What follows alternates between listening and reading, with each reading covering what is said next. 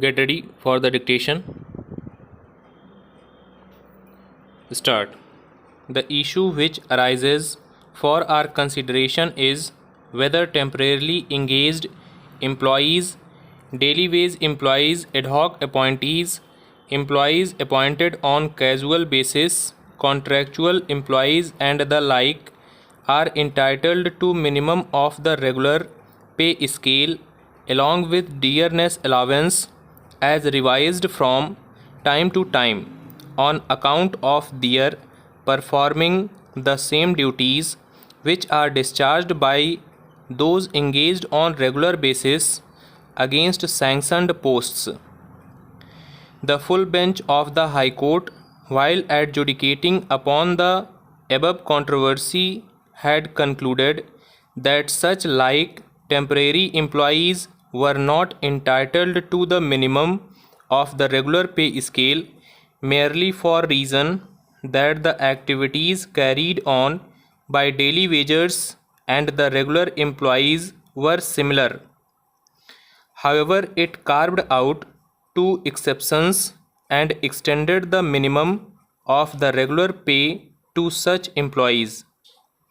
The exceptions recorded by the full bench of the High Court in the impugned judgment are extracted hereunder.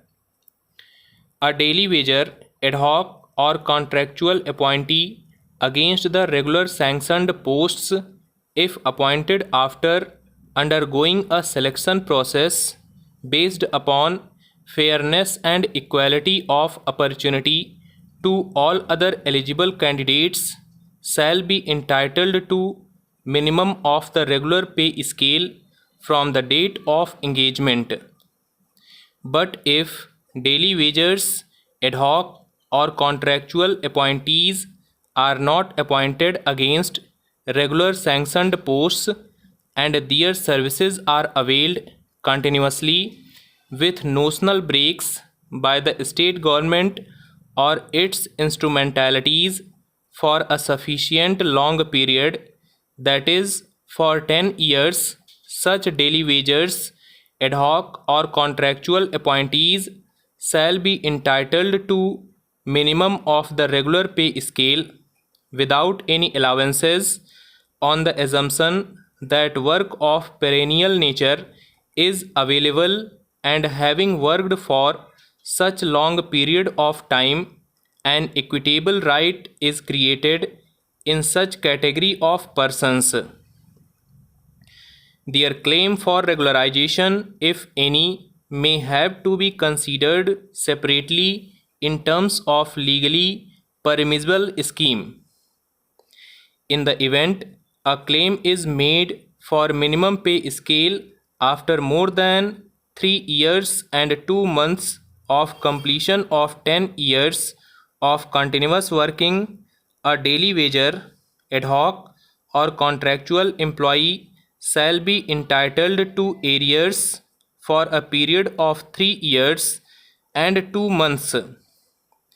The issue which has arisen for consideration in the present set of appeals necessitates a bird's eye view on the legal position declared by this court on the underlying ingredients which govern the principle of equal pay for equal work.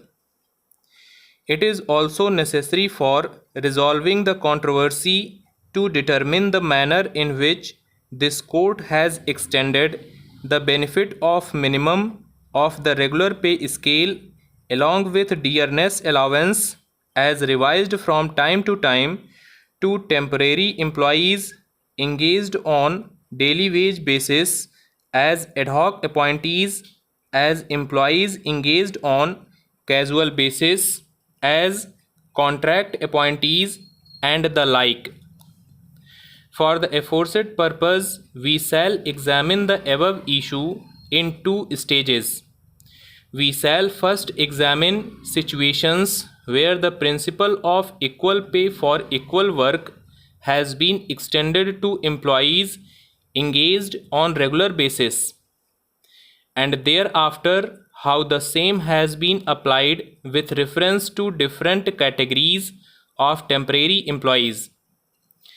Randhir Singh versus Union of India, decided by a 3-judge bench. The petitioner in the instant case was holding the post of driver constable in the Delhi police force under the Delhi administration. The scale of pay of driver constables in case of non-matriculates was rupees 210 to 270, and in case of matriculates was rupees 225 to 308. The scale of pay of drivers in the Railway Protection Force at that juncture was rupees 260 to 400. The pay scale of drivers in the non-secretariat offices in Delhi was rupees 260 to 350, and that of drivers employed in secretariat offices in Delhi was rupees 260 to 400. The pay scale of drivers of heavy vehicles in the fire brigade department and in the department of lighthouse was rupees 330 to 480. The prayer of the petitioner was that he should be placed in the scale of pay as was extended to drivers in other governmental organizations in Delhi. The instant prayer was based on the submission that he was discharging the same duties as other drivers. His contention was that the duties of drivers engaged by the Delhi police force were more onerous than drivers in other departments. He based his claim on the logic that there was no reason or justification to assign different pay scales to drivers engaged in different departments of the Delhi administration. Stop.